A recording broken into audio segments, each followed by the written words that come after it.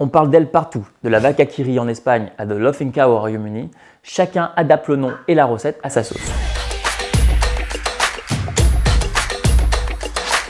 Objet de pop culture, on la retrouve dans certaines œuvres de street art comme Kikayou. La vache qui rit, c'est un peu la Joconde des produits laitiers, elle fait consensus dans le monde entier. Alors, comment une vache rouge qui se fend la poire devient la muse d'une marque de fromage? Ça remonte à la Première Guerre mondiale, période où Léon Bell était en charge du ravitaillement en viande fraîche. À cette époque, des emblèmes étaient dessinés sur les wagons afin de les identifier. Et pour se marrer un peu, histoire de changer les idées troupes dans ce contexte pas très fun, Léon Bell fait dessiner une vache hilar sur les wagons de la RVF.